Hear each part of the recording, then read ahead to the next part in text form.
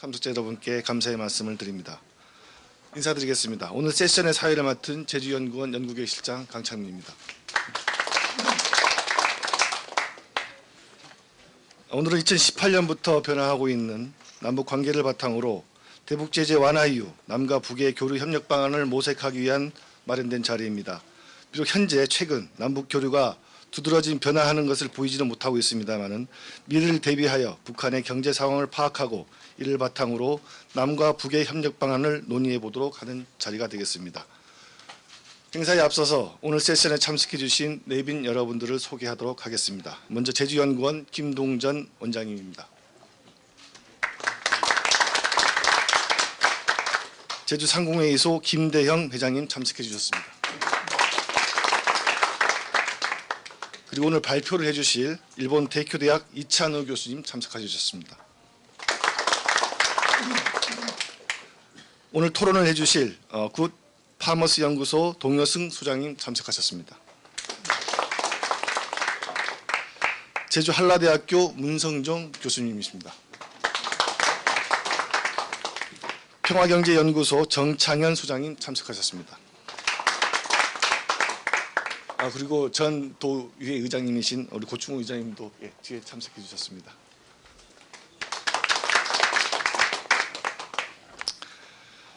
그럼 지금부터 오늘 북한 경제 실상과 남북교류 협력 방안 세션을 시작하도록 하겠습니다. 국민 의례는 생략하도록 하겠습니다. 계획사 및 축사는 김대형 제주상공회의소 회장님께서 해주시겠습니다. 큰 박수 부탁드리겠습니다.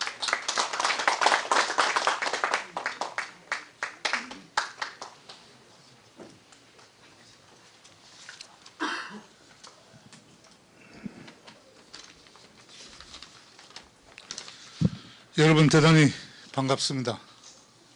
오늘 제주상공회의소와 제주연구원이 공동으로 주관하는 북한 경제 실상과 남북교류 협력 방안 토론회를 제14회 제주평화포럼에서 개최하게 됨을 매우 뜻깊게 생각을 합니다. 아울러 이번 행사를 공동 주관하며 좌장을 맡으신 김동전 제주연구원장님, 주제 발표를 해주시는 이찬호 일본 대쿄대학 교수님, 그리고 토론을 해주시는 동영승 소장님, 문성종 교수님, 정창현 수장님을 비롯해서 참석해 주신 모든 분께 감사의 말씀을 올리겠습니다. 지난 4월 말 남북 정상회담을 기점으로 남북 경협 사업에 대한 관심이 고조되는 가운데 관광, 인프라, 개성공단 재개 등 정부 차원에서 다양한 사업이 모색되고 있는 시점에서 오늘 토론회는 매우 의미가 있다고 생각합니다. 이러한 남북 화해와 협력이 도도한 흐름은 제주가 다시 신남북 교류의 중심으로 부각될 수 있다는 기대감을 한층 고조시키고 있습니다. 특히 제주도가 지난 1998년부터 10년 이상 전개했던 북한 감귤 보내기 사업은 지방자치단체와 민간단체가 공동으로 추진한 남북교육 사업이 첫 번째 사례로서 대북지원 사업의 모범적인 모델이라고 평가를 받고 있습니다. 또한 제주는 2000년과 2005년 두 차례에 걸쳐 남북 장관급 회담과 2006년 제12차 남북경제협력추진위원회 등이 개최되어 평화의 섬으로 자리매김하였고 남북회담의 최적지로 주목을 받고 있습니다. 따라서 오늘 이 자리가 평화의 번영을 위한 남북교류의 협력 방안에 대한 국민적 공감대를 확산시키고 그 중심에 제주도가 앞으로 실현 가능성이 높은 새로운 역할을 제고할 수 있는 뜻깊은 시간이 될 것으로 기대를 해봅니다. 제주상공회에서도 제주도가 남북교류의 중심이 되는데 경제 주체로서 적극적으로 참여를 해 나가겠습니다. 끝으로 바쁘신 가운데도 자리를 함께해 주신 여러분의 건성을 기원드립니다. 대단히 고맙습니다.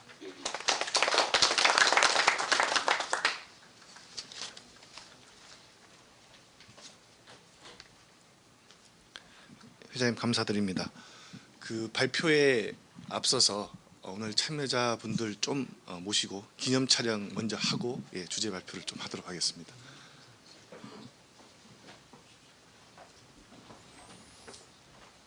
부회장님도 5분 부회장 앞으로.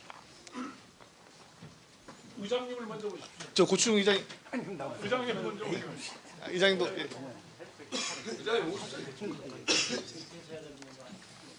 그 위에 서셔도 됩니다.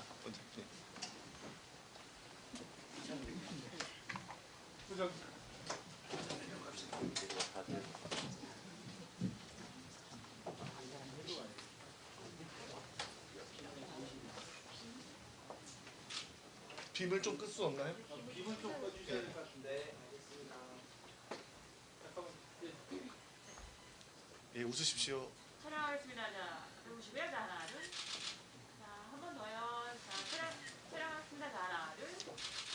네. 잠시만 기다려주세요.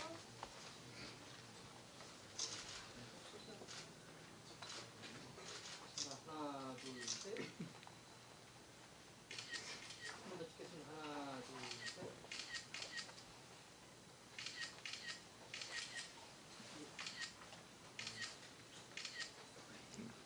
예, 감사합니다.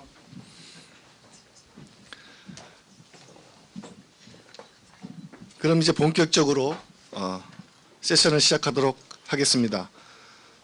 먼저 일본 데이큐대학 이찬호 교수님의 주제 발표를 듣도록 하겠습니다. 큰 박수로 환영해 주시기 바랍니다. 잠시만 우리 원장님께서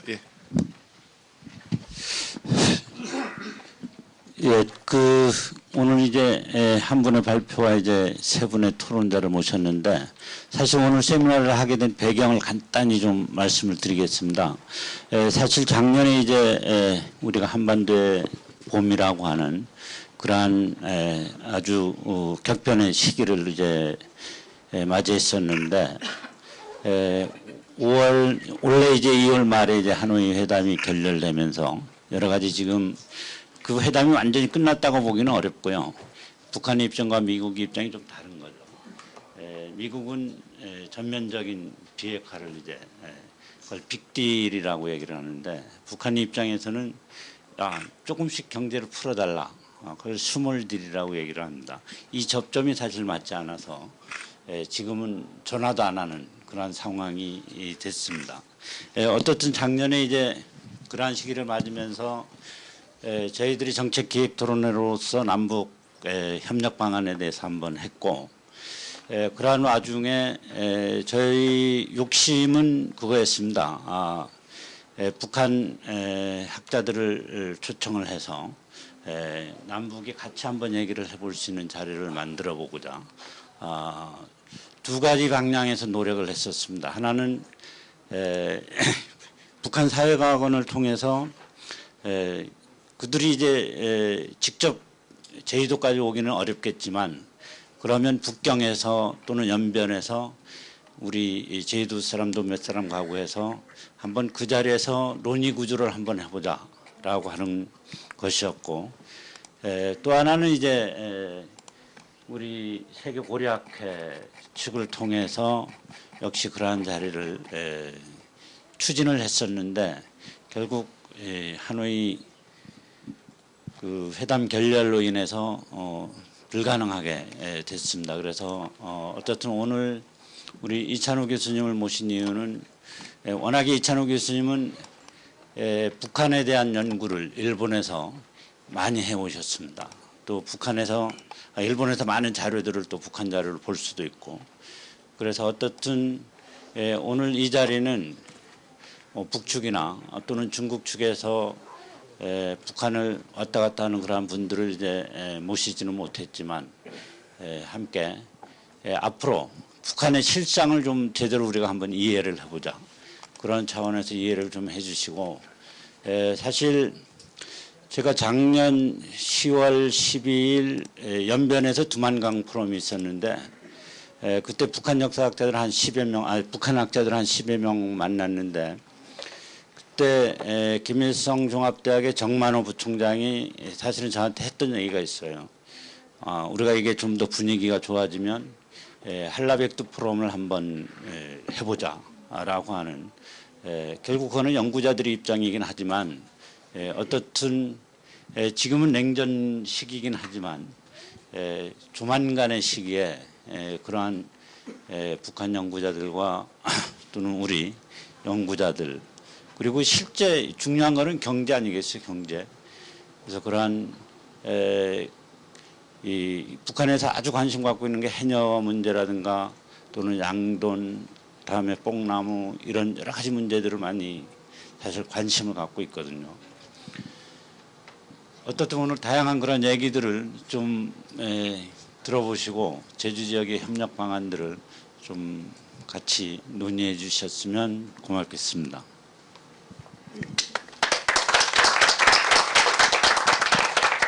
네, 우리 원장님께서 오늘 세션 개최 배경에 대해서 아주 좋으신 말씀을 해주신 것 같습니다. 그럼 다시 한번 우리 이찬우 교수님을 박수로 모시도록 하겠습니다.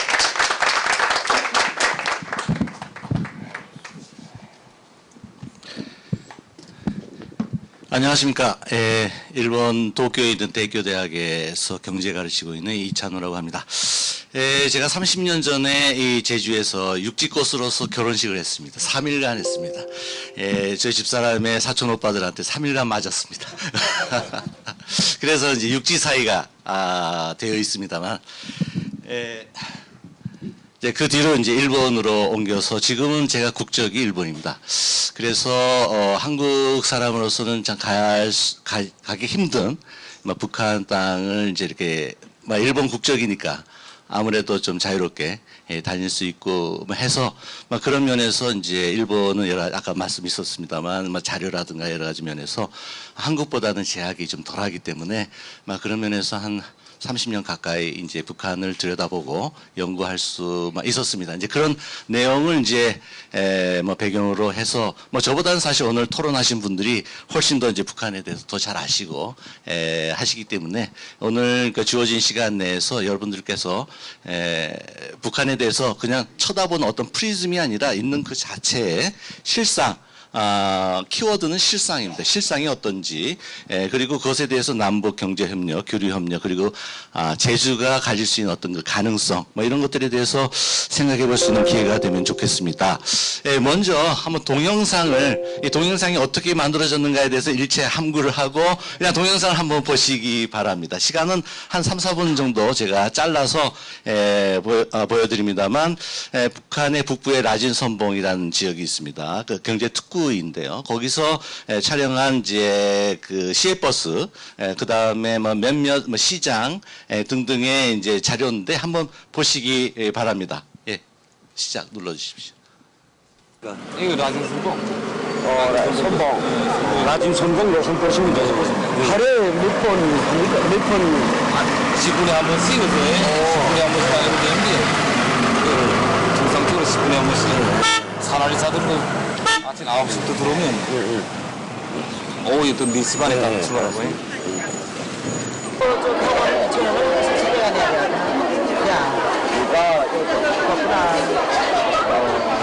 여기는 라진 시장이라고 합니다.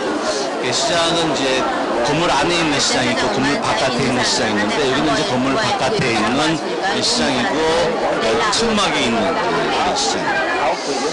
구역마다 그 판매원들의 옷 색깔이 좀 다르고 그래서 정해져 있습니다. 그래서 외부인들은 쉽게 들어와서 판매하지 못하도록, 왜냐하면 장세를 내야 되기 때문에. 국산 신발들을 이제 팔고 있죠.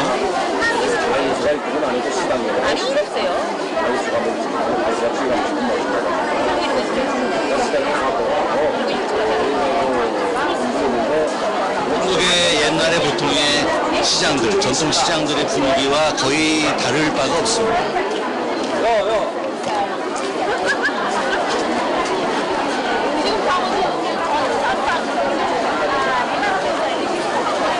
이것은 2017년입니다.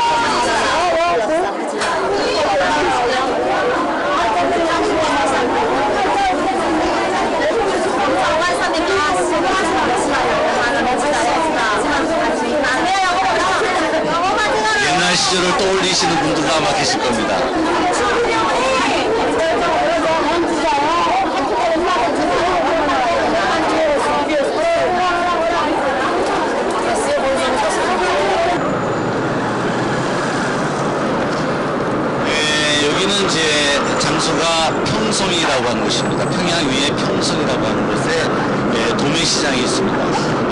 택시장에서 물건을 떼가지고 택시라고 붙여 있는데 봉고차죠.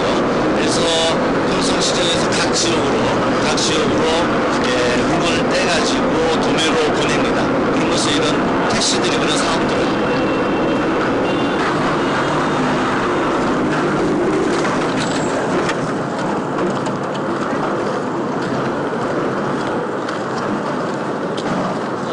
어디로 가는지 이게 다 노선들이 써져 있습니다.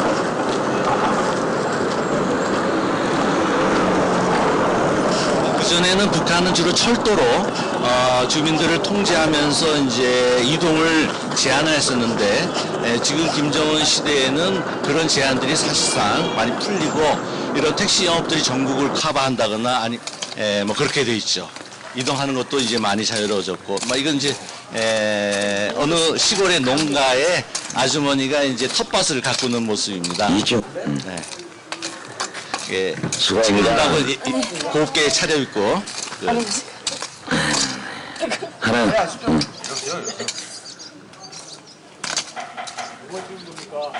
그런 건 물어봐 주시지 말아주시기 바랍니다. 예, 자, 간단한 맛배기로 보여드렸습니다. 그러면 이제 주어진 시간 내에 제 발표를 이제 해드리겠습니다. 북한의 경제를 전체적으로 보면 간단하게 넘어가면 일본이 이제 북한 지역을 주로 이제 전쟁 준비를 위한 만주 지역을 침략하기 위한 그런 준비를 하기 위한 경제로 중화국을 많이 세웠죠. 그런 것들이 이제 바탕이 돼서 6.25 전쟁도 이루어졌고, 그 다음에 이제 소련이라든가 이런 동구권의 원조를 받았다가 그 다음에 이제 김일성이 자립 경제를 하겠다 해서 주체 사상도 내세우고, 그런데 실제로 기술적인 수준이 낮으니까 국내 경제 자원에서 주로 노동력을 동원하는, 그래서 단기 경제 효과를 노리지만은 그러나 기술 혁신은 많이 뒤처지고, 그리고 남북 분단, 냉전 대립, 그래서 주로 북쪽에서 기업 경영자들, 기술자들이 주로 사망하거나 아니면 월남을 하고, 그래서 유능한 기술인재들이 많이 북쪽에서 부족해졌죠. 거기다가 남북 간의 체제 경쟁, 그리고 국방을 더 우선하자고 하는 면에서 원래 일제시대에 있었던 전쟁 경제가 전후에도 크게 변하지 않고 그런 경제 체제를 답습하는, 그리고 이제 사회주의 정치 사상이 경제 정책이 합리성보다는 더 우선하는 그런 것들이 북한 경제 70년의 모습이었고, 기본 구조는 근본적으로는 지금도 크게 봐서는 변함이 없는 체제다라고 말씀드릴 수가 있습니다. 그런데 이제 그 이후에 북한의 경제의 또 하나의 특징은 헌법상으로도 북한을 사회주의 계획 경제가 전면적으로 실현되어 있는 경제라고는 하지 않습니다. 혼합 경제라고 그들 스스로도 얘기하고 있는데, 혼합 경제라고 하는 것은 말하자면 계획 경제, 그 다음에 사회적 경제, 협동조합, 협동농장의 경제, 그 다음에 이제 개인이 하는 시장의 개인 경제도 존재하는, 그래서 이러저러한 일반 소비재 경제, 그 다음에 중공업, 그다음 당과 군이 차지하고 있는 별도의 경제, 이런 것들이 혼합되어 있는 그런 이제 경제 체제이죠. 제가 주로 전문가들이 이제 모여서 세미나 하다 보면 당군 경제가 전체 일반 경제의 어느 정도인가라고 이제 얘기를 하게 됐는데, 주로 한 30% 수준이 당군이 갖고 있는 경제 규모가 아닌가. 그리고 시장이 차지하고 있는 것이 일반 계획 경제의 한 반 정도 수준이겠다. 그렇게 보면 북한이 소위 전문가들이 얘기하는 GDP의 한 2배 정도가 실제 북한의 경제 규모일 것이다라고 그렇게 이제 예측들을 좀 하고 있습니다. 실상으로 바로 들어가서 북한의 경제 상황입니다만, 최근 연간의 곡물 생산이 2018년을 제하고는 대체적으로 김정은 시대가 어느 정도의 경제 안정을 이루는 시대가 되는데, 2012년에 513만 톤, 이 숫자는 북한이 내부적으로 갖고 있는 숫자입니다. 여기 수준이라고 써져 있는 것은 공식적으로 문건에 나타나지 않고 그쪽에 사회과학원 등에서 이제 연구자들을 제가 면접을 했을 때 이 정도 규모다라고 하는 것을 이제 인터뷰로 받은 거는 이제 수준이란 말을 썼습니다만, 그 전에는 이제 딱 규모로 적혀 있는 것은 이것은 북한의 내부 자료에 의한 겁니다. 그래서 제일 많았던 데가 2016년에 약 590만 톤 정도 규모이고, 근데 이게 한 70만 톤 정도 줄어서 작년에 520만 톤을 생산했습니다. 이게 어느 정도 수준이냐? 이게 탈곡 전 조곡 수준이라. 북한은 발표하는 내부적으로 갖고 있는 거는 탈곡 전 조곡 기준으로 발표하는데, 이것을 이제 정밀히 해서 사람이 먹을 수 있는 수준으로 바꾸는 거를 이제 전곡 기준이라고 하는데, 520만 톤은 전곡 기준으로 약 한 440만 톤이 됩니다. 근데 이 440만 톤에서 산업용 생산을 좀 빼고 나면 어느 정도가 되냐 하면 약 한 340만 톤, 한 100만 톤 정도가 빠지게 됩니다. 350만 톤, 340만 톤 정도가 되는데, 그 정도 규모가 북한의 식량난을 일으키는가 마는가. 요즘 특히 북한에 식량을 제공하자, 원조를 하자라고 한 얘기가 특히 많이 나오기 때문에 북한의 이제 곡물에 대해서 제가 좀 설명을 좀 드리고자 합니다만, 이 정도의 규모, 전곡 기준으로 약 440만 톤이면 어느 정도 수준이냐는 걸 제가 한번 그러니까 제가 증명을 하기 위해서 이 자료가 어디에서 나왔는가 하면 경제강국 건설 정형을 해서 사회과학원 경제연구원 공훈연구사 리기성이라는 분이 이런 자료를 작성을 했습니다. 이 자료를 제가 이제 입수를 했는데, 거기에 숫자들이 자세하게 이제 나오기 때문에 제가 좀 알려드리는 건데, 뭐 이겁니다. 전곡 기준으로 북한에서 보면 전곡 기준으로 500만 톤, 북한이 발표하는 조곡 기준으로 보면 대체로 600만 톤 정도가 됩니다. 그러면 600만 톤 정도 생산을 하면 쌀겨 같은 걸 벗겨서 전곡 기준으로 500만 톤이 되면 이렇게 구분이 돼서 350만 톤이 공급으로 들어갑니다. 사료 공업용으로 100만 톤 정도. 국가가 공급하는 식량이 250만 톤이 들어가서 250만 톤이 총 인구 2,500만 명 중에 공무원, 교원 등 배급 대상의 약 600만 명에 일일 500g, 110만 톤 들어가고, 그 다음에 농민들이 현물 분배를 받는 게 이제 30% 150만 톤. 그다음에 현금 수입이 약 200만 톤의 현금화된 수입들이 있습니다. 이건 나중에 현금으로 배분을 받죠. 근데 어쨌든 쌀 또는 옥수수로 150만 톤 분배받는 게 농민 800만 명이 일일 한 520g. 일일 기본이 한 600g. 하루에 한 끼에 200g 기준에서 곱하기 3, 600g이 사람이 먹는 곡물의 기준으로 북은 생각하고 있습니다. 근데 그 수준에 약간은 못 미치지 만은 기근이라든가 기아가 발생하는 수준은 아닌 거죠. 그래서 배급과 농민들의 공급하는 부분을 빼면 도시 노동자가 일반적으로 도시 서민들이 1,100만 명 정도가 북한이 되는데, 이분들이 이제 일일 빼고 나면 일일 350g이 됩니다. 여기에 수입 지원 등이 매년 한 30만 톤이 들어왔기 때문에 30만 톤을 집어넣으면 일일 약 423g. 이 정도가 이제 도시 노동자들에게 평균적으로 배분되는 양이어서, 이 정도 분량이면은 농민은 물론이고 도시 노동자, 배급 대상자에게도 기아가 골고루 분배되었다고 봤을 때, 평균적으로 분배되었다고 봤을 때. 그런데 이제 지역 간에 약간의 격차가 있고, 더 먹는 사람이 있고, 더 먹는 사람이 있으면 그만큼 상대적으로 덜 먹게 되는 사람들이 있기 때문에 그 정도의 상대적인 격차는 발생하지만은 전체적으로 북한이 발표하는 조곡 기준의 600만 톤, 전곡으로 환산했을 때 500만 톤이면 대체로 먹고 살 수가 있는 수준이 됩니다. 그래서 안 넘어가네요. 안 넘어가. 그래서 배급 대상자들과 농민들이 이제 일부를 도시 노동자들에게 공급을 하는, 텃밭에서 생산하는, 즉 이 500만 톤에 들어가지 않는 그런 것들도 있습니다. 근데 그런 것들이 이제 시장이 형성이 돼서 시장에서 막 사고 팔고 하는, 그래서 1kg에 5,000원 정도의 쌀 가격이, 옥수수 가격으로는 1kg에 한 2,300~400원 정도의 쌀 가격이 형성이 되고 있다고 볼 수 있습니다. 그러니까 이 정도 규모면 큰 문제가 없는데, 아까 보여드렸던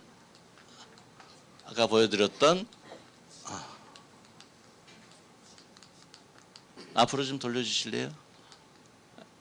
앞으로. 예.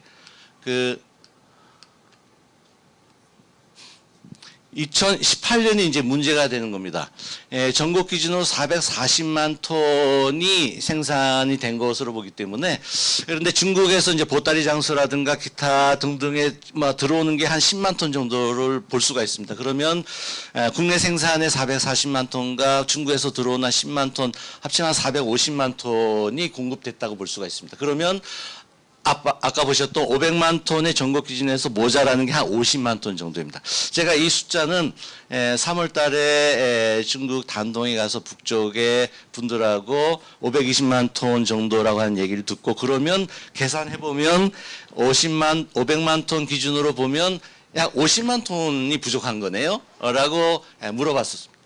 그런데 FAO 같은 경우는 지금 한 140만 톤 정도 부족하다고 말을 하고 있고, 그래서 한겨레 신문 같은 데서는 이제 10년 내 최악의 식량난이다 이런 이제 보도도 되고 있는데, 엄밀하게 실상으로 보면은 그렇지는 않다.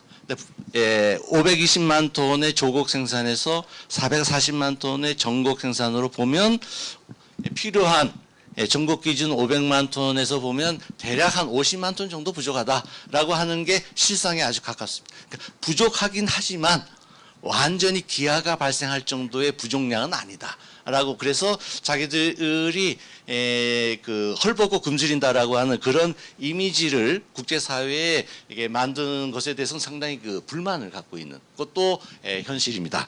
이제 그 얘기를 이제 식량 부분들을 이제 이렇게 말씀드리고 싶고요. 그 다음에 중요한 것은 북에도 돈을 가지고 있는 사람들이 많이 있다고 하는 겁니다. 그것을 이제 돈주라고 많이 얘기하는데, 이 돈주라고 하는 돈을 갖고 있는 이제 사금융업자들입니다만, 우리나라도 옛날에 이게 사금융업자들이 이제 많이 있었고, 그것이 이제 저축은행이라든가 이렇게 양성화 되는 과정들이 있었습니다만, 북한도 지금 그렇게 지하 사금융으로 개인들이 돈을 갖고 있던 대체적으로 한 10만 달러 이상의 가용 돈을 갖고 있는 사람들이 대체적으로 전체적으로 보면 한 5천 명 정도 북에 있습니다. 5천 명 정도의 돈주 중에서 그 돈을 다 합치면 북쪽의 내부에서 판단하는 것은 대략 한 40억 달러에서 50억 달러의 돈이 말하자면 계획경제 바깥에 사금융으로 50억 달러 정도가 운용이 되고 있다. 그 운영되는 돈으로 아파트도 짓고 시장도 건설하고 기타 등등의 활동들을 하게 됩니다. 이제 이런 분들이 약 5천 명이 있는데, 그 중에 80%, 제가 이제 북쪽 분들 관리하는 분들한테 확인한 것입니다만, 약 80%인 4천 명이 여성들입니다. 돈주의 80%가 여성인 이유가 있어요. 그것은 돈이 좀 권력을 갖고 있는 집안이라든가 그런 데서 남자들은 정치를 해야 되기 때문에 돈에 손을 묻히면 안 됩니다. 그래서 주로 그 집안의 고모들이 합니다. 고모들, 여성들이. 그래서 어느 집안에 여성의 돈을 모아줍니다. 돈을 모아서 그 고모가 돈을 운영을 하게 되죠. 집안의 돈, 자기 개인의 돈이 아니라 북한은 돈주는 기본적으로 집안의 돈입니다. 그렇게 해서 운영을 해서 같이 돈주들이 또 모여서 여러 가지 무역도 하고 등등에 하게 되는데, 그 자금원은 무역이라든가 국내 시장 생산 판매 등등 공급 분야가 이제 아파트나 빌딩을 짓는다든지 보건, 위생, 교육, 지방기업 생산자금, 또 협동단체 생산자금들의 이 돈들이 지방에 가면 이런 돈주들이 사회적 금융, 소비금융, 생산금융의 형태를 지니고 있고, 이것이 2016년 이후로는 지방의 상업은행으로 양성화되고 있습니다. 이 상업은행으로 양성화되고 있는 내용들은 시간 관계상 좀 생략하겠습니다만, 나중에 토론하시는 분들께서 좀 더 자세하게 그 부분을 좀 말씀해 주시면 고맙겠고요. 이렇게 해서 북한도 우리가 보는 계획경제에서 상당히 이탈됐다고 볼 수 있는, 시장경제라고 볼 수 있는 것들이 금융현상에서도 나타나고 있고, 그리고 그 여성들이 중심이 되는 이 돈주들이 자녀 교육, 학교에 있는 그 교원들에 대해서 월급 이외에 여러 가지 보조금들을 이 돈주들이 줍니다. 자기 자식들의 교육을 위해서.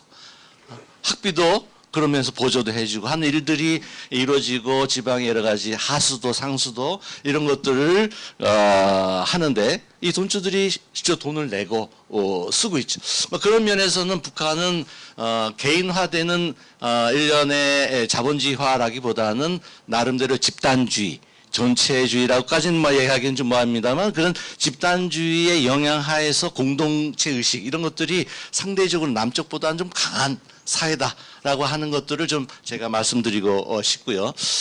그래서 좀 넘어가겠습니다.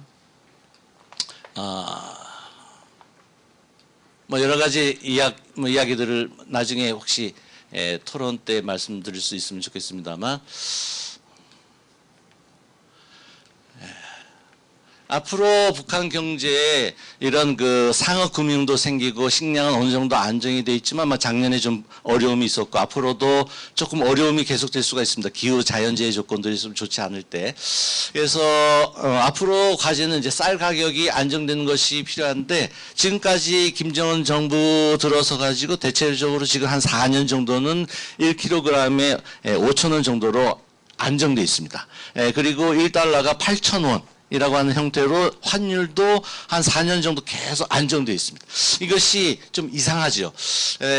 제재를 받고 있음에도 불구하고 국내 소비자 물가 이런 것들에 큰 변동이 없다고 하는 것. 에너지 가격에 약간의 변동이 있을 뿐이지 곡물 가격에는 큰 변동이 없는 것으로 보면 북한이 체제 내에 이 관리 능력이라는 것이 김정일 시대보다는 김정은 시대에 들어와서 상당히 관리 능력이 더 좋아졌다라고 하는 측면들은 크게 틀림이 없지 않는가라고 생각이 됩니다. 기타 내용들은 이제 뭐 보시는 대로 여러 가지 문제점들은 있지만은 이전보다는 상당히 그 이 내구성 탄력성들이 좀 더 많아진 사회가 되었다라고 하는 것을 이제 제가 좀 말씀드리고 싶고요. 그 다음에 남북 교류들인데,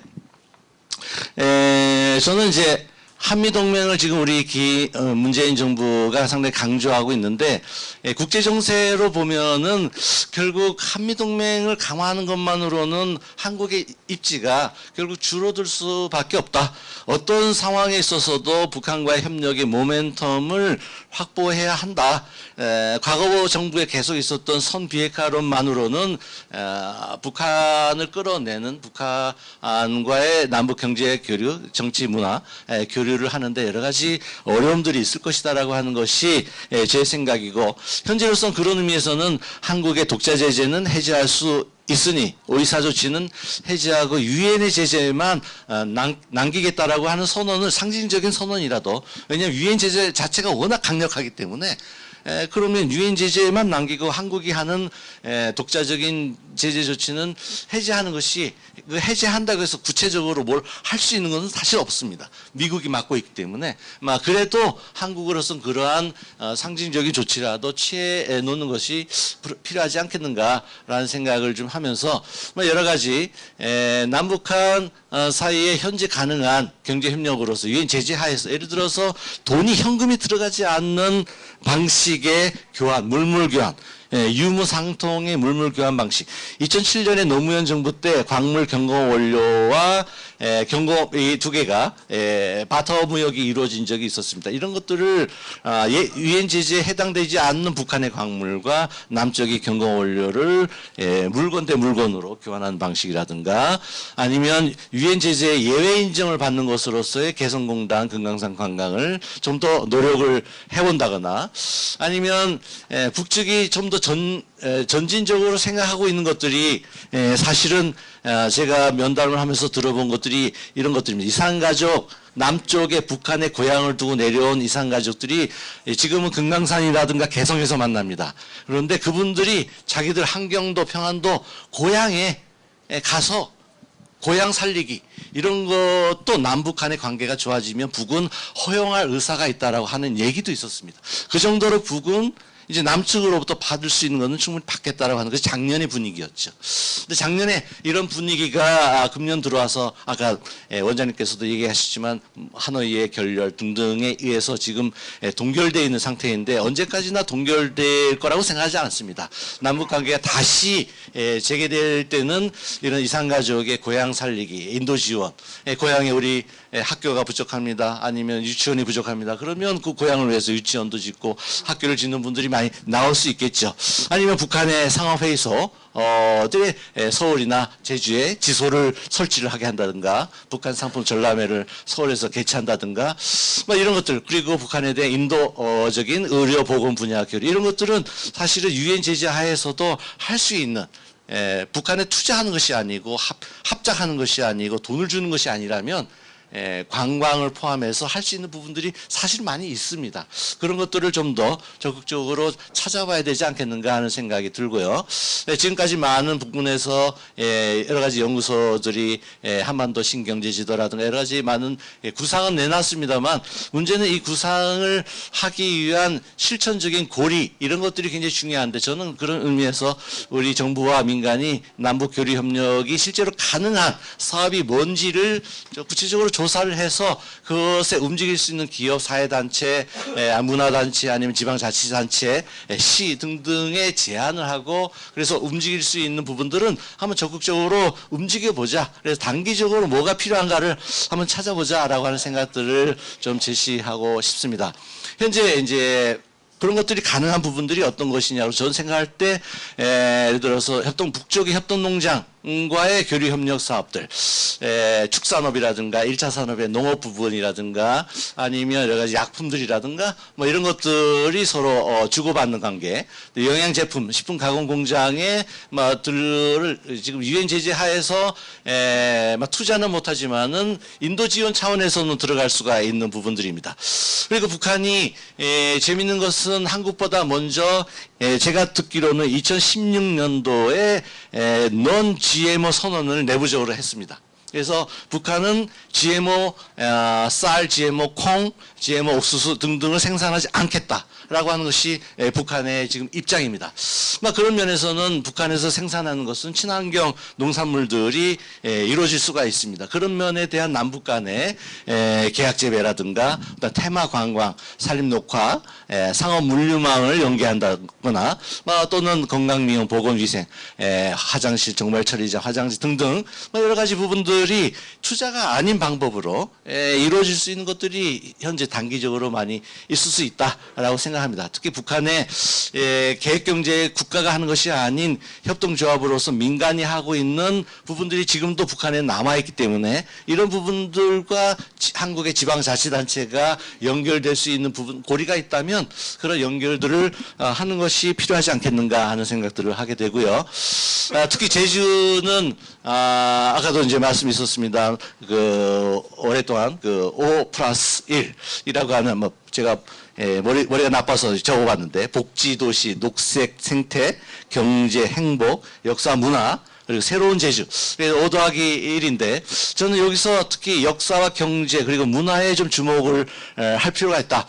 제가 북쪽 사람들을 만나서 남북 통일에 대한 북쪽 사람들의 이미지가 어떤 것인가라고 생각해 보면 의외로 저희들이 생각하는 어떤 그 담론보다 좀 더 구체적이고 좀 더 넓은 의미의 담론들을 북쪽 사람들이 생각하는 것이 있습니다. 즉 고구려 문화와 백제 신라의 문화가 서로 분단되었다가 하나가 된다는 것은 기마민족의 대륙 문화와 해양 문화가 합쳐지는 거다라고 하는 인식을 우리들보다 더 강하게 하고 있어요.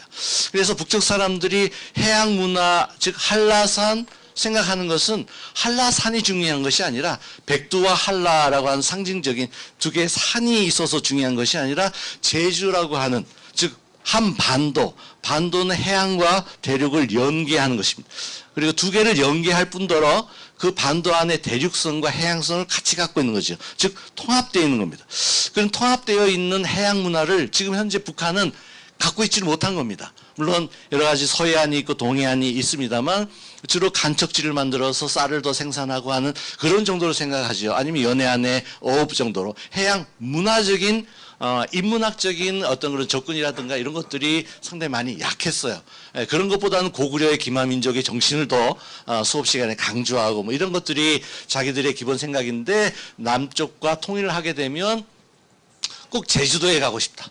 제주도에서 귤을 먹고 제주도 돼지고기를 먹고 라고 하는 것뿐만 아니라 동진아해로 뻗어나가는 조선민족, 우리 한민족의 기상 이런 것들이 상당히 중요하다라고 하는 생각들을 그 스스로들 하고 있습니다.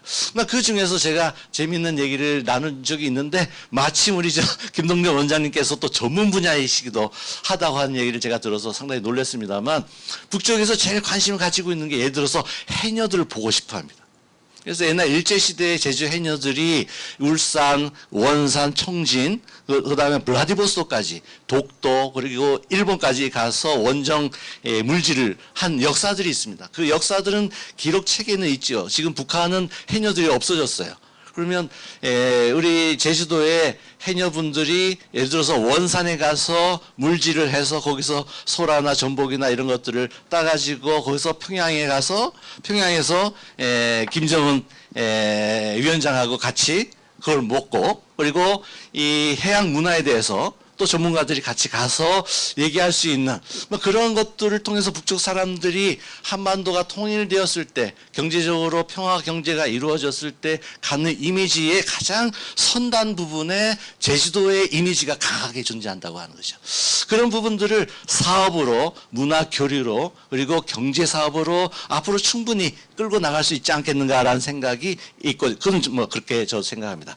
그러면서 특히 제주도에 갖고 있는 목축업이라든가 산지 농업이라든가 이런 것들 이제 북한의 세포등판이라고 있습니다. 강원도에 그 세포등판 사업이 사실상 실패를 했다고 합니다. 즉 목축업에 대한 기본 개념들 그러니까 염소를 대량으로 풀었더니 염소가 그 풀들을 다 뜯어먹어 가지고 풀이 나질 않아요. 뭐 그런 것들을 어떻게 체계적으로 목축 산업들을 가르쳐 줘야 되는지 물론 강원도도 관심이 많이 있을 수 있습니다만 체계적인 사업으로서의 1차 산업의 또 육성이라든가 뭐 이런 것들이 제주도가 할 수 있는 부분들이 아닌가. 그러니까 북한에 있어서 제주도는 그런 의미에서 한반도 평화 경제의 상징으로 저는 생각을 하기 때문에 현재 상황은 여러분들 더 뭐 제가 말씀드리지 않아도 상당히 어렵고 더 진척되기 힘든 그런 상황인 것 같이 역사가 지금 보입니다만 또 세월이 또 지나가면 다시 남북 간에 새로운 물줄기가 터져 나갈 때 제주도가 가장 앞장서서 평화의 상징의 선언을 하고 북쪽과 우리는 만난다. 북의 사람들이 제주에 오고 제주가 원산에 가고 평양에 가고 해서 여러 가지 문화, 경제, 역사의 교류를 나눌 수 있는 그런 날이 하루속히 오기를 기대하면서 저의 말씀을 이상으로 마치고자 합니다. 경청해 주셔서 감사합니다.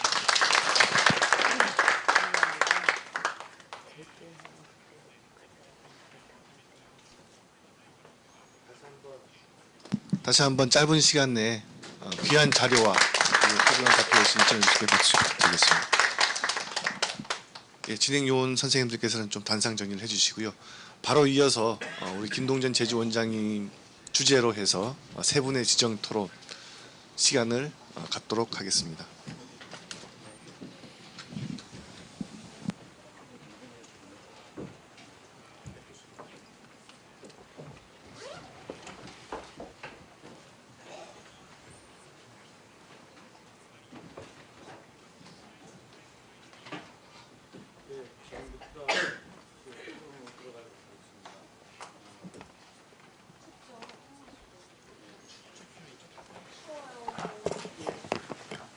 우리 이찬호 교수님께서 이제 사실은 방대한 자료를 너무 간략하게 설명을 해 주셨는데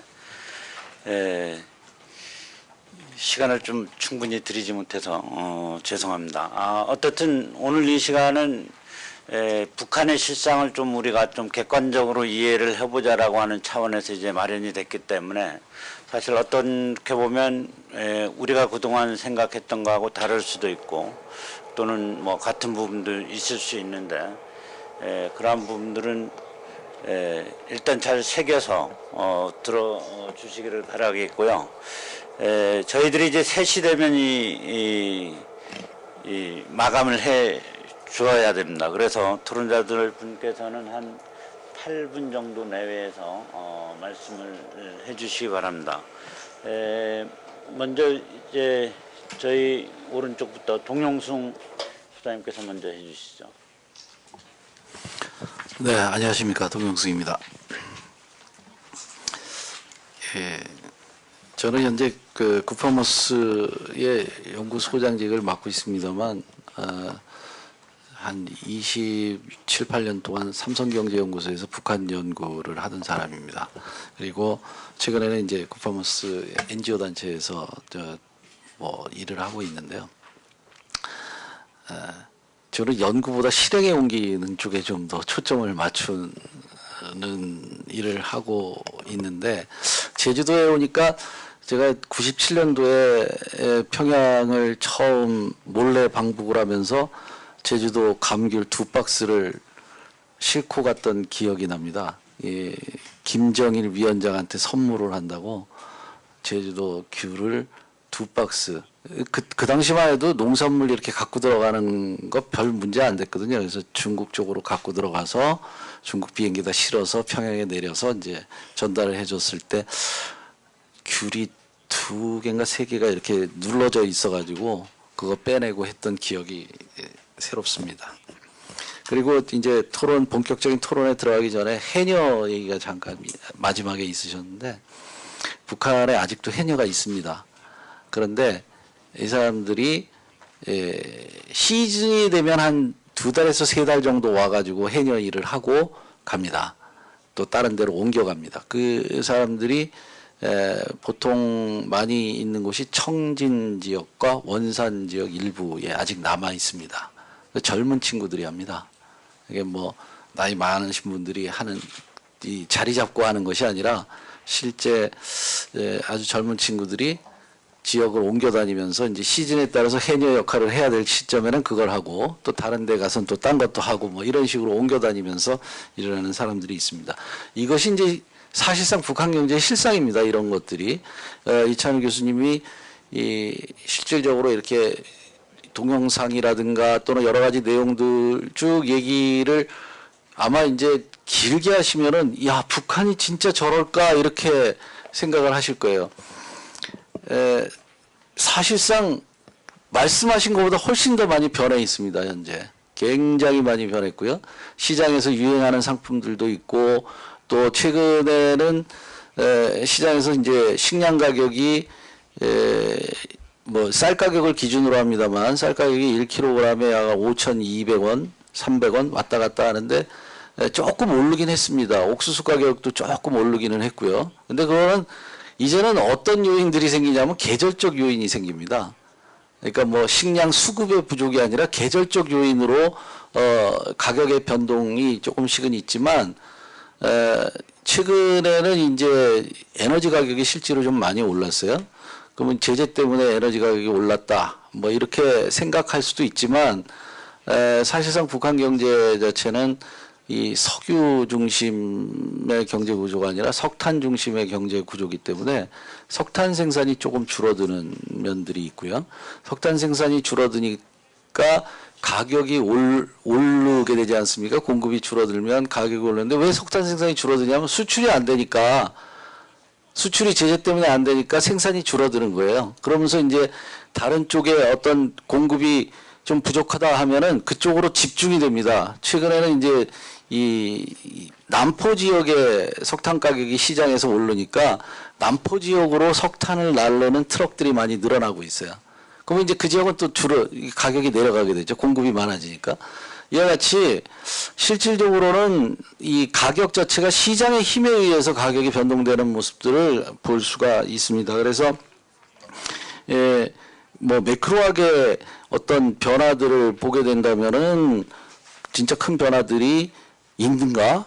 그 다음에 북한이 대외적으로 보여주는 모습들이 진짜 저렇게 뭐 예전하고 똑같네? 라고 하지만 북한 내부에서 돌아가는, 아까 동영상에도 보셨죠? 돼지고기 이렇게 있는 거예요.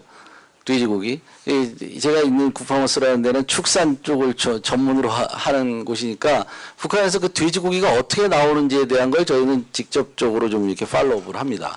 그리고 북한의 협동농장 하나를 지목을 해서 그 협동농장을 전문적으로 어떻게 발전시키면 좋겠는가라는 일들을 생각을 하고 있는데, 의외로 북쪽에서는 굉장히 적극적으로 나오고 있죠. 그렇지만 남북 관계가 이러다 보니까 이제 진전을 못 시키는 상황입니다. 그래서 전반적으로는 이찬우 교수님이 발표하신 내용 자체에 대해서 제가 뭐 특별한 이견이 있는 거는 없고요. 한 3가지 정도 추가 의견을 좀 말씀을 드려보면, 하나는 최근에 북한의 변화 자체가 예전에 남북한 경제 교류나 협력의 기본 틀들, 또 최근에 이제 정부 쪽에나 여기에서 신한반도 경제 지도라고 해서 이렇게 나오는 모습들 자체가 예전 서랍에서 꺼낸 것이 아닌가라는 생각이 자꾸 들어요. 그러니까 북한의 변화 실상을 반영을 한 것이 아니라 예전에 북한의 변화를 끌어내기 위한 수단으로서의 남북 경협이었고, 근데 이제는 북한 스스로가 변해서 나오겠다라고 하고 변한 상태가 됐다라고 한다면 거기에 맞는 새로운 것들을 좀 제안을 해야 되지 않을까라는 생각이 들고요. 또 하나는 그 ODA 뭐 발표에는 안 나왔습니다만 ODA 자금이나 이런 것들도 좀 활용을 해야 된다라고 하는데, 이제 그 ODA 자금은 사실 그 국제 간 자금 아니겠습니까? 근데 남북 간은 민족 내부 간 거래라는 아주 그 남북 기본 합의서에도 나오는 요 기본 틀이 있단 말이죠. 이런 것들의 관계 정리부터 우리는 먼저 해야 되지 않는가라는 생각을 하는데 어떻게 생각하시는지. 예를 들어서 개성공단이나 금강산 말씀을 하셨는데, 개성공단은 민족 내부 간 거래 형태로 계속해서 어렵게 유지를 해왔습니다. 그러다가 이것이 미사일 발사라는 이유로 인해서 개성공단을 문을 닫았다라고 한다면 개성공단은 이제 더 이상 민족 내부 간 거래의 틀이 아니라 국제적인 틀 안으로 들어가 버리는 거예요. 그럼 국제 제재 범위 안에서는 그걸 어떻게 움직일 수가 없는 겁니다. 그 오이사 조치도 마찬가지로 오이사 조치의 경우에 북한의 군사적 도발 때문에 우리가 독자적으로 취한 제재죠. 민족 내부 간 거래를 중단하겠다라고 한 겁니다. 그런데 그 오이사 조치 자체를 국제적인 유엔 제재 틀 안에다 놓고 가게 되면 우리 스스로가 민족 내부 간 거래라는 것 자체를 포기하고 가는 모양새가 되는 것이죠. 그러니까 남북 관계가 좀 지난해에 좋아졌고 대화를 할 수 있는 시점이었다 한다면 이런 문제들부터 풀고 나갔어야 되는 것이 아니냐라고 생각하는데 어떻게 생각하시는지. 그리고 이제 뭐 하나 더 나간다면 자금의 문제에 있어서 북한의 그 이중 가격제가 현재 돼 있지 않습니까? 원투원하지 않든 간에 환율도 이중 환율이 돼 있고, 공식 환율은 1달러당 북한 100원 정도 하는데 시장 환율은 1달러당 8,000원 이상, 80배 이상의 차이가 나고 있으니 뭘 기준으로 해서 우리가 앞으로 경제 교류를 할 것이냐라고 했을 때 이 남북 간의 이 기본 합의서에도 있고 남북 협력 기금을 사용하는 그 틀 안에도 그 범주 안에서 해석을 해본다면 남북 간 통화 수합과 같은 형태, 그러니까 북한 원화와 한국 원화를 직접적으로 거래할 수 있는 바스켓을 만들어 놓고 그 안에서 교류와 협력이 이루어질 수 있게끔 하는 구조.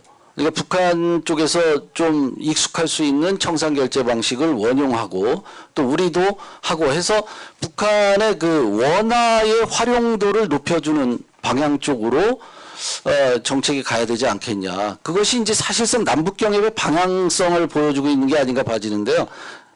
예를 든다면 석탄 같은 게 굉장히 중요합니다. 앞으로 에너지 자립도라는 건 대단히 중요한데 북한의 석탄을 어떻게 하면 미래지향적으로 활용할 수 있을 것인가요? 우리 기술과 접목을 시키는 것. 이런 것들이 이제 석유 일변도 의존도에서 어느 정도는 포트폴리오를 할 수 있는 것이니까 굉장히 중요한 남북경협의 테마로 될 수 있지 않겠느냐. 뭐 이런 것들에 대해서 어떻게 생각하시는지 좀. 이상입니다. 예, 아마 청중들의 궁금한 점이 많을 것 같아서요. 시간을 좀 아껴야 될 것 같습니다. 우리 관광을 전공하시는 우리 특히 이제 남북 뭐 크루즈 관광이니 남북 교차 관광 이런 여러 가지 문제들도 제기되고 있고요. 한 6, 7분 선에서 좀 알겠습니다. 제가 뭐 이쪽 전공이 아니라서 뭐 남북 경협 문제는 뭐 앞에서 토론하신 분들이 다 얘기하실 거고, 저는 이제 제주도가 남한과 북한이 아니고 제주와 북한은 어떻게 교류할까? 요거에 대해서 조금 간단히 설명하겠습니다.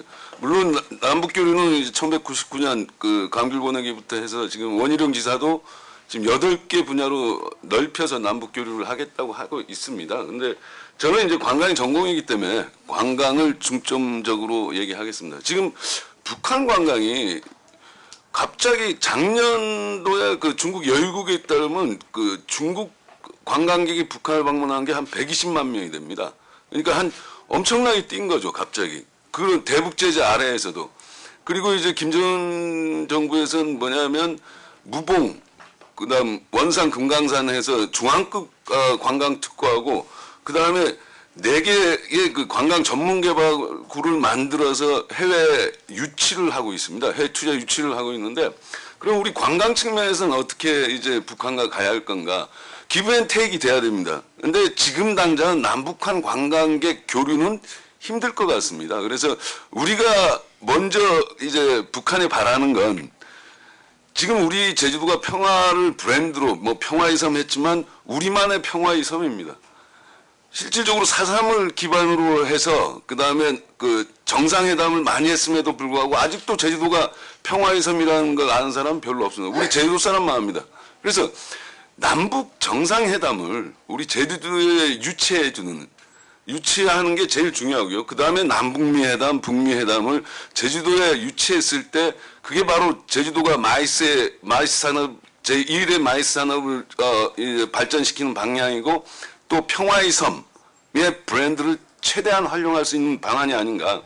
그리고 김정은 위원장도 뭐 여러분들 잘 아시지만 제주도가 외갓집입니다. 외갓집도 한번 오셔주는 게 그리고 또 뭐냐 하면 여러분들이 또 잘 알다시피 문재인 대통령이 천지를 방문했을 때 백록담물을 갖고 가고 그다음 천지물을 갖고 오고 그러기 때문에 이러한 그 어떤 남북한 정상이 제주에서 그 정상회담을 하면서 이러한 그 이벤트를 했을 때 진짜 제주도가 평화의 섬 브랜드를 갖고 가는 게 아닌가 그렇게 생각합니다.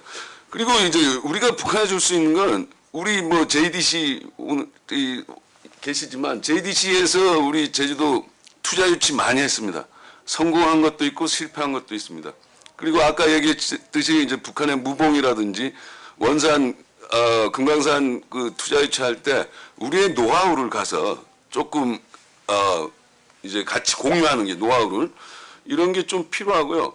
아까 해녀도 얘기했지만 지금 올레라는 우리 제주의 그 스노름 정신이라든지 공동체 의식을 다 갖고 있는 이 올레를 북한도 북한만의 길을 갖고 있을 겁니다. 그래서 북한의 그 문화가 묻혀 있는 물론 이제 북한이 폐쇄적이기 때문에 시골 지역은 안 되겠죠. 평양이라든지 이런 큰 지역에서 이런 공동체 의식 우리 북한의 그 자체에 묻어나는 정신과 우리 제주도의 스노름 이런 걸 다 해서 그 북한 올레를 같이 가서 조성해 주는 건 또 어떨지 이렇게 생각하고요.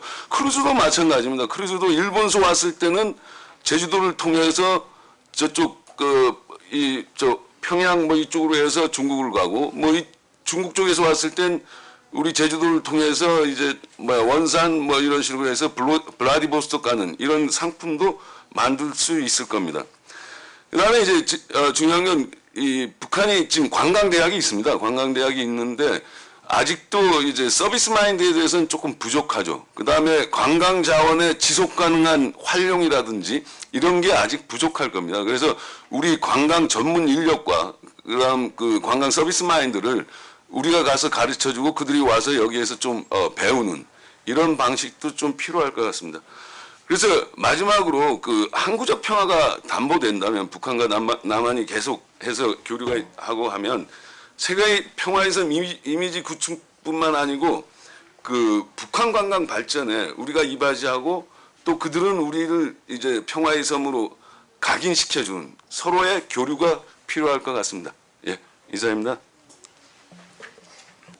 예, 여러 가지 말씀을 해주시는데 우리 원희룡 지사님께서 개회사에서 말씀하셨다시피 내년 제주 포럼에서는 정말 북측 대표단이 정말 참여할 수 있는 그런 기회가 됐으면 좋겠다는 바람을 가져봅니다.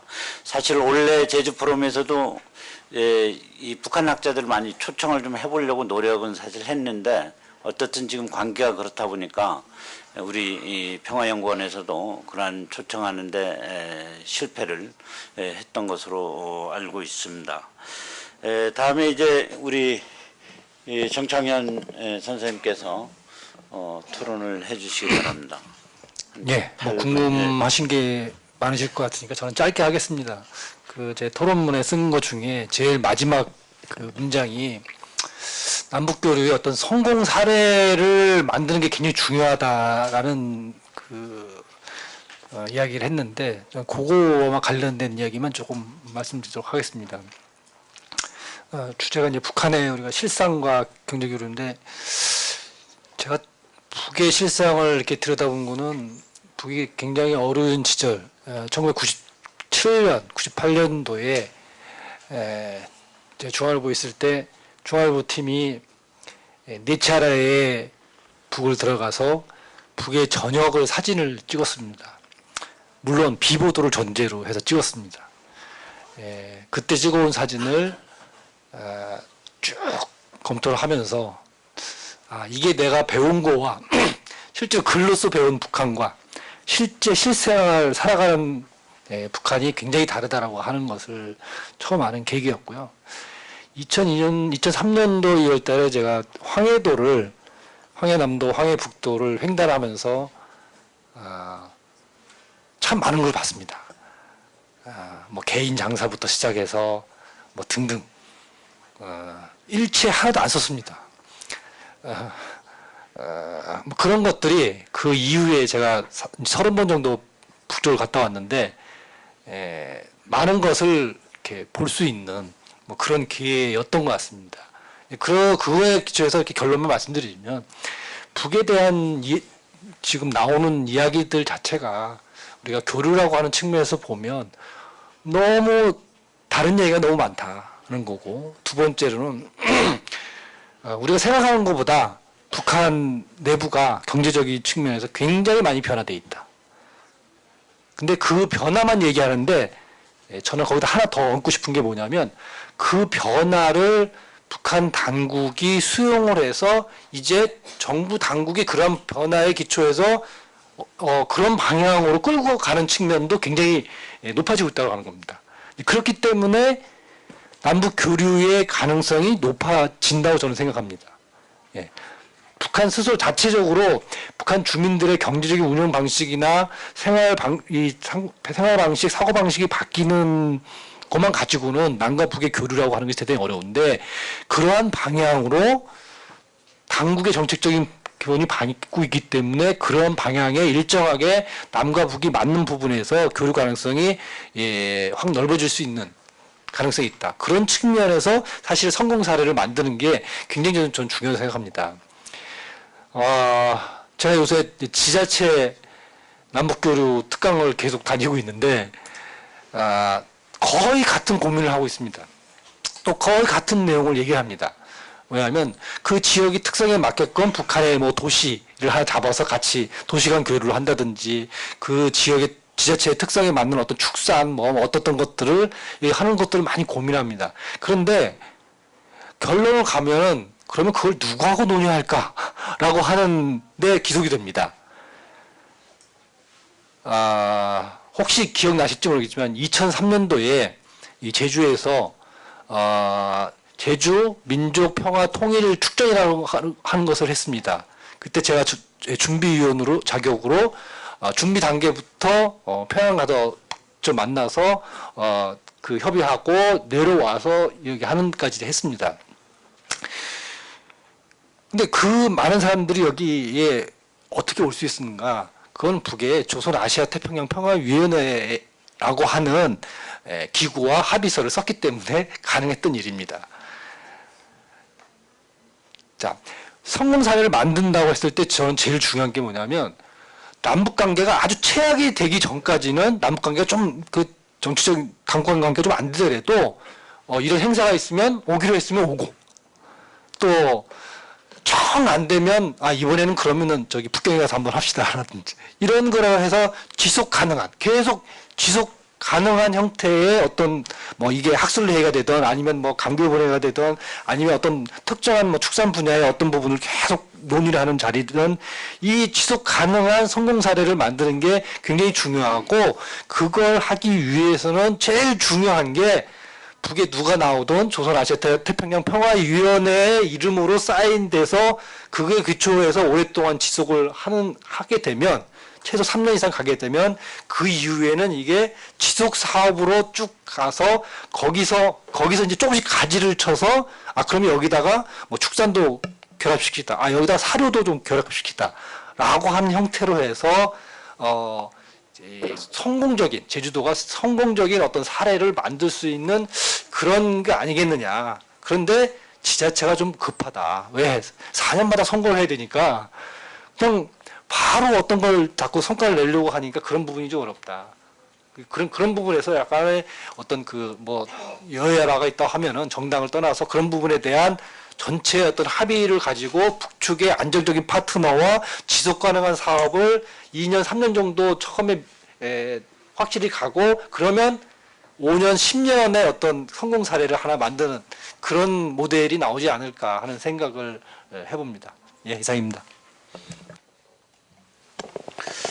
예, 그 시간이 한 25분 정도 지금 시간이 보니까 남아 있는데요. 사실 저는 북한을 갔던 적이 딱 한 번 있습니다. 우리 북한 연구자들하고 한 3박 4일 동안 한 150명이 모여서 이제 논의를 2004년도에 이제 했던 경험이 있는데 사실 저는 이제 연구자의 입장에서 북한 사람들을 만났던 거지만 우리 정창현 선생님이나 우리 동영수 선생님 같은 경우는 정말 북한 사람들하고 여러 차례 만나면서 그 남북의 어떤 교류 협력을 했던 경험들을 많이 이제 갖고 계신 분들이기 때문에 여기 청중에 계신 분들이 궁금한 점들을 질의하시면 아주 명쾌하게 좀 답변을 해 주실 거라고 생각을 합니다. 그렇기 때문에 아무런 뭐 주제 구애 없이 좀 궁금하신 점 또는 이러한 부분을 내가 정말 하고 싶은데 어떤 방향으로 북한에 이제 좀 뭐 투자를 한다든가 그 방법이 어떤 게 있을 수 있겠느냐. 작년에 이제 제가 중국인인데 중국에서 한 20년 동안 중국 사람인데 북한에 합작회사로밖에 투자를 북한에 못하기 때문에 한 20년간 무연탄 채굴해서 중국에 수출하는 거죠. 북한 입장에서. 근데 지금 유엔이 제재를 하고 있기 때문에 사실 그 무연탄이 중국으로 올 수가 없습니다. 북한 무연탄이 엄청나게 남아돌아요. 그래서 그 무연탄을 통해서 평양의 뭐 밤 야경이 아주 휘황찬란하다고 그럽니다.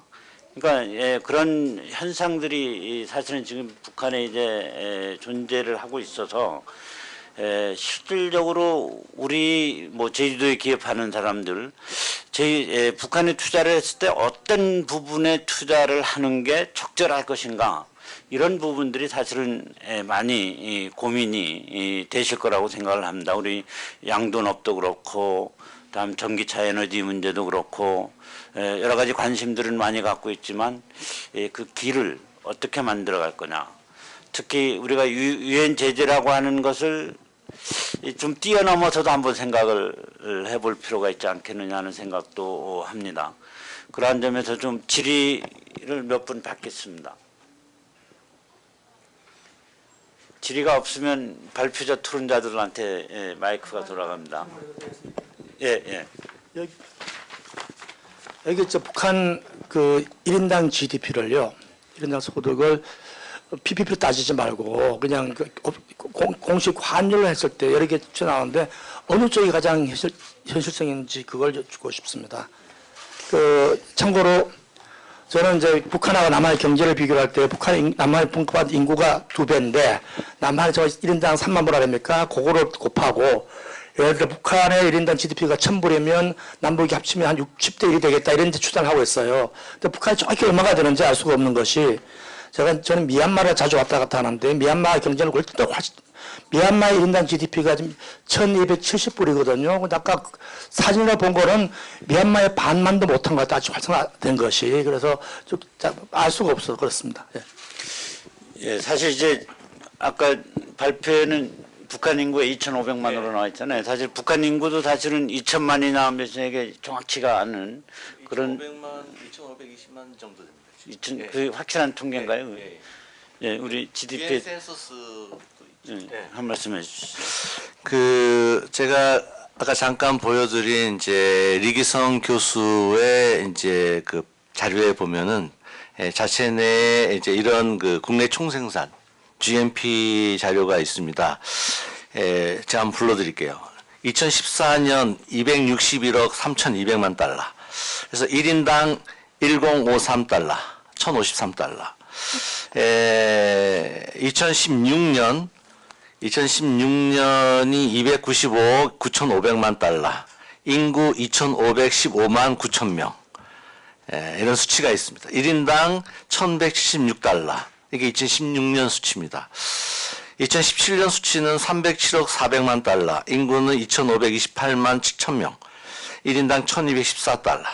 매해 50달러 이상씩 장성하고 있다.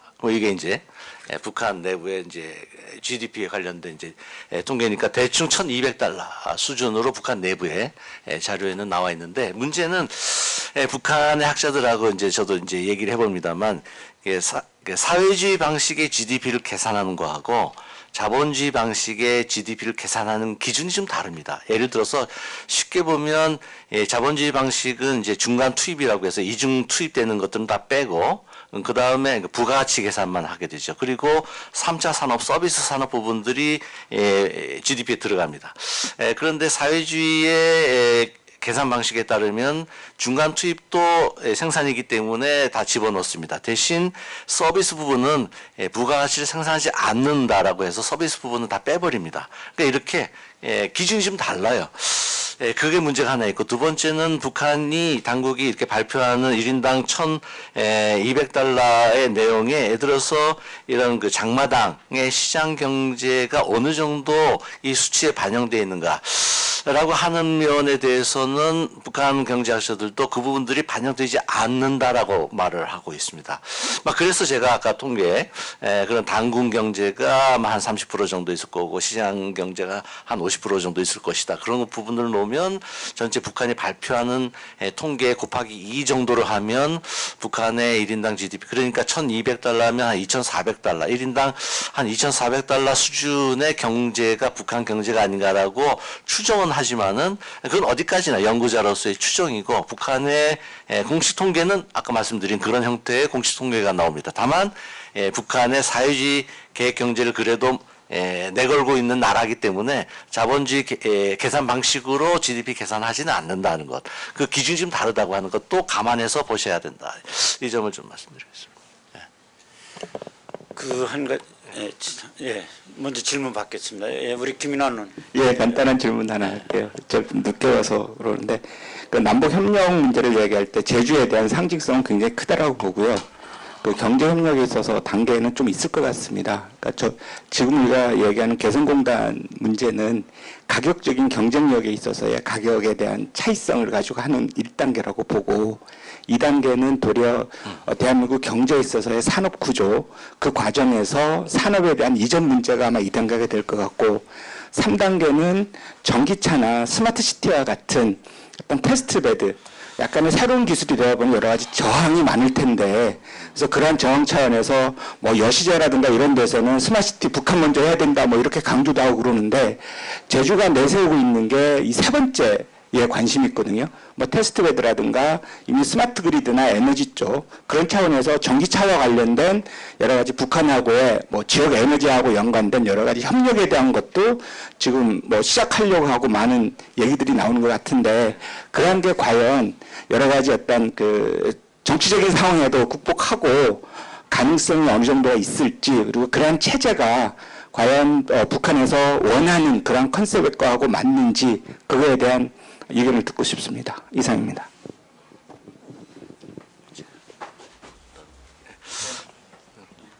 먼저 제가 간단하게 말씀드리면은 제가 한 달쯤 전에 북한 경제와 협동하자라는 책을 이제 썼습니다만 그 책 내용에서도 지금 말씀하신 가격 경쟁력을 확보하는 부분과 산업 이전, 기술 이전, 그 다음에 어떤 그 새로운 신기술 뭐 이런 것들이 세 가지 차원에서의 이제 협력들이 남북 간에 같이 이루어져야 될 필요가 있다라고 하는 한 챕터에 이제 쓰긴 했습니다.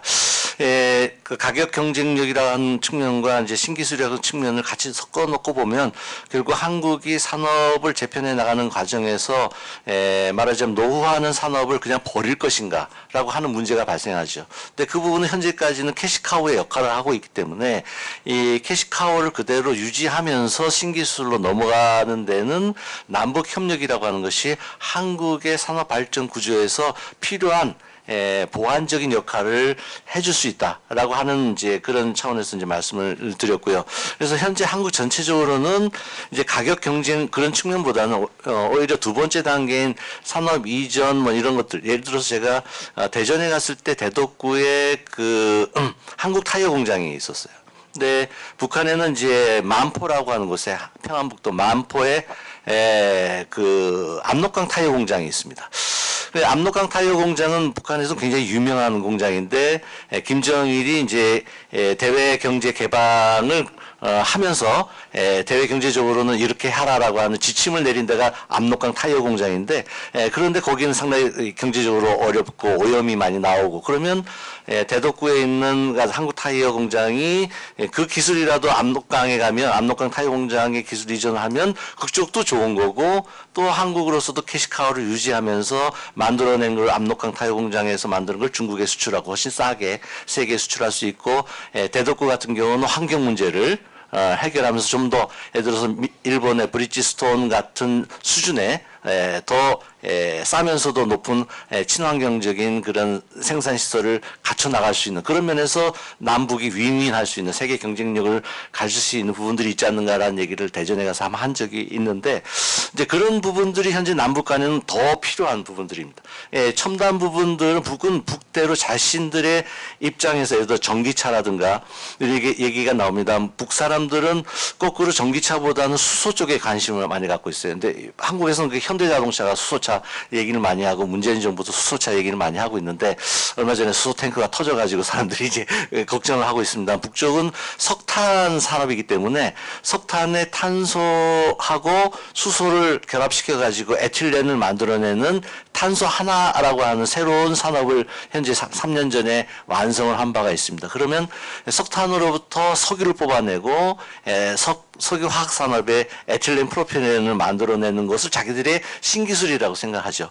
근데 그런 데서 수소가 뽑아지고 만들어지는 걸로 말하자면 차량도 만드는 것이 자기들로 기준으로 보면 전기를 해가지고 그걸로 경쟁력 있는 차를 만드는 건 이미 중국에 대해서 상당히 경쟁력이 없다라고 생각하기 때문에 중국이 하지 않는 새로운 기술 그것도 자기들이 갖고 있는 부존 자원인 석탄에서 만들어내겠다고 하는 그런 생각을 하고 있는 사람들이 북한 사람들입니다. 그러니까 약간의 우리가 생각하는 그 가치 판단의 기준하고 좀 다른 그런 것들도 있죠. 그래서 전기차가 맞느냐 수소차가 맞느냐 여러 가지 논쟁이 있기 때문에 한마디로 말씀드릴 수 없습니다만 북은 북대로 자기들이 기준으로 생각하는 것들이 있어서 그런 것들은 서로가 같이 대화를 많이 해봐야 한다고 생각합니다. 대화가 없이 북쪽이 전기차가 필요할 것이기 때문에 우리가 전기차를 주자라고 일방적으로 정해서도 안 된다라고 저는 생각을 합니다. 예, 다른 분. 예, 우리.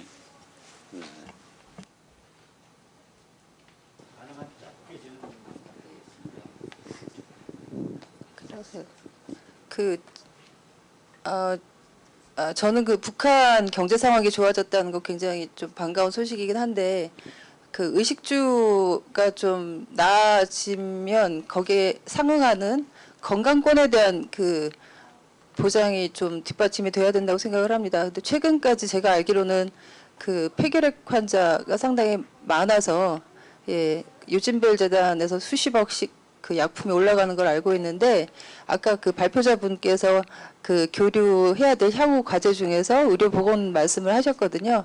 그래서 현재 그 경제 발전과 북한 주민의 건강권의 어떤 그 보장이 좀 스텝이 같이 가고 있는지 알고 싶습니다.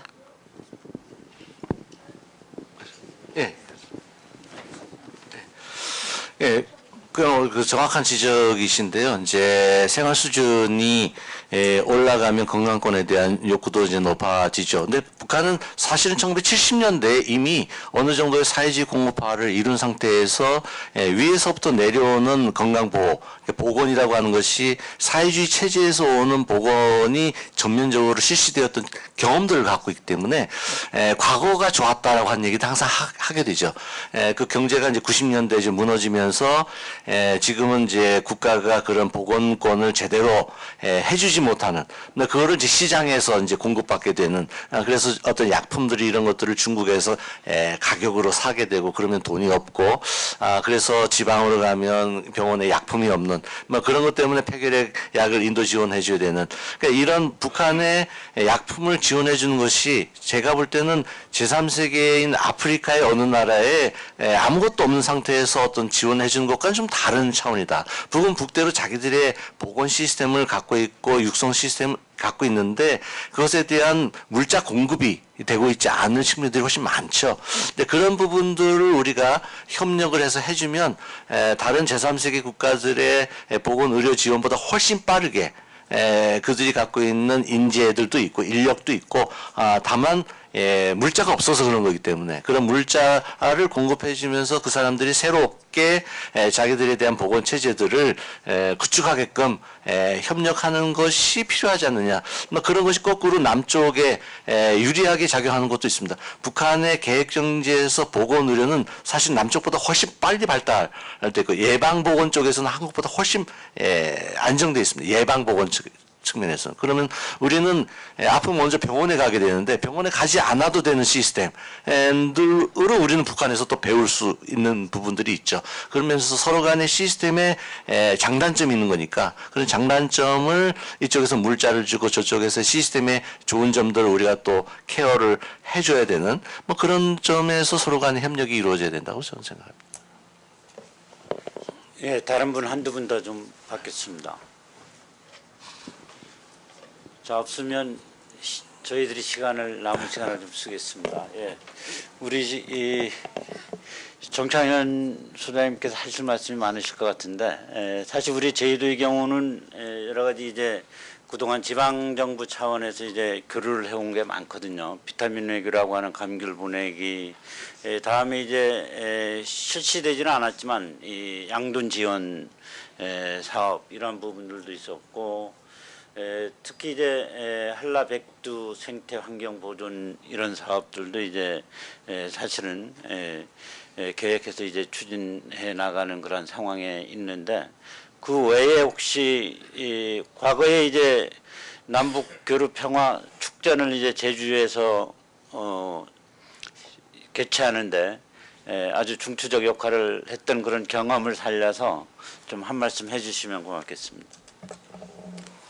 일단 사업을 하는데 일반적인 개인적인 사업도 사업 파트너에 대한 신뢰가 있으면 훨씬 더 좋고, 실무자 입장에서 오너가 그 지역이나 그 사람에 대한 신뢰나 이해도가 높으면은 훨씬 실무자 입장에서 편하다고 일반적으로 할 수 있듯이, 북의 입장에서 제주도와 관련된 사업으로 실무자가 기획안을 위에 올릴 때 다른 지역이나 이런 데보다는 훨씬 수월하다.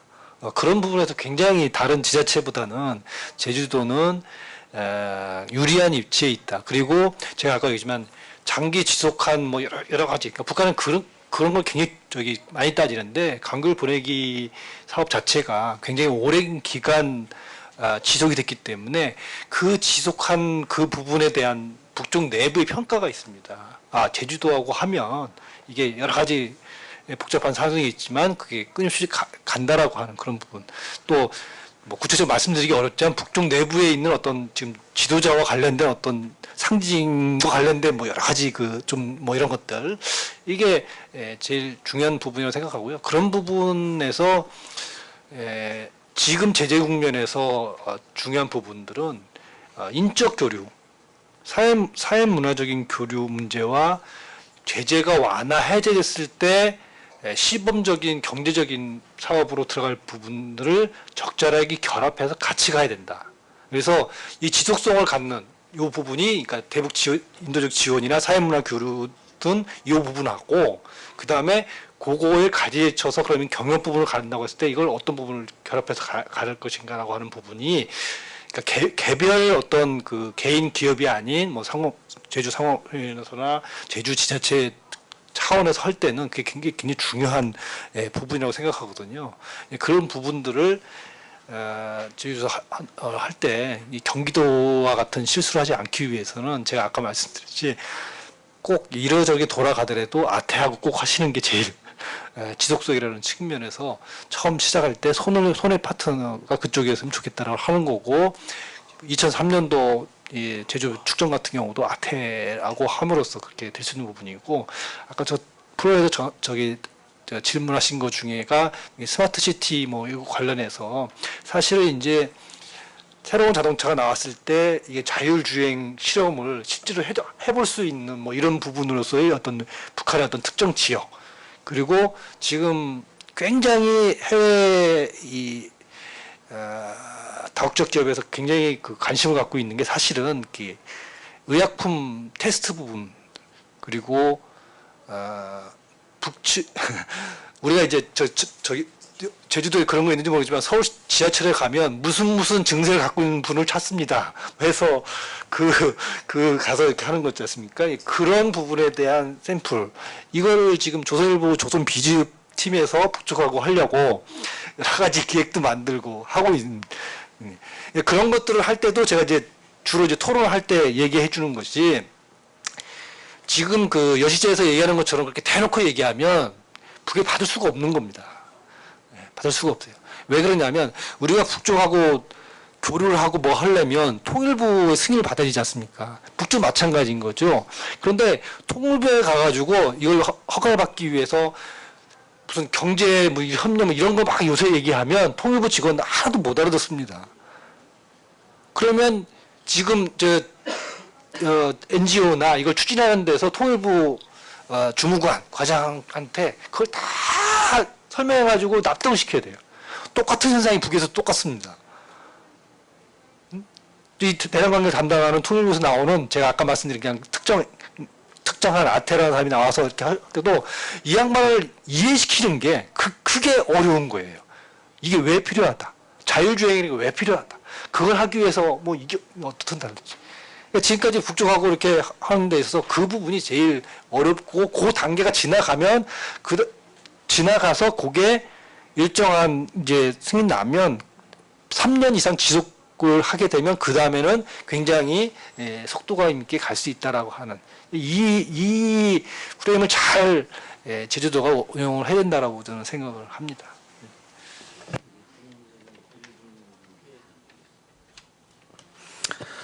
정창영 소장께서도 거듭 강조를 하셨으니까 이제 북쪽과 지자체가 현 시점에서 사업을 하는 방법론에 대해서는 뭐 제가 부연 설명을 안 드려도 될 것 같고요.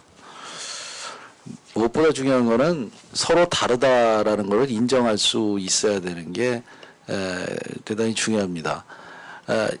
난 다름을 인정하겠어라고 하지만 실제로 만나보면 때려주고 싶거든요. 굉장히 답답합니다. 설득을 한다는 게 어마어마한 노력이 필요하고요. 제가 그냥 요 사례를 한번 말씀드리고 저는 끝내겠습니다. 북측 친구들하고 협의를 밤 늦게까지 해서 합의가 거의 다 된 상태에 그 다음날 나와서 전날 물어보던 거 똑같이 물어봅니다. 합의 다 되는데. 근데 눈이 뻘게 갖고 나와요. 그래서 저희는 속으로 이 친구들이 합의 잘 됐다고 술을 또 밤새도록 외국에 나왔으니까 마셨구나 라고 생각했는데 그게 아니라 우리가 무슨 얘기를 했는지 서로 토론을 하는 겁니다. 자기들끼리. 그래서 밤새도록 토론을 해갖고 갖고 나온 게 다시 물어보자 했어요. 네 말이 맞다, 내 말이 맞다.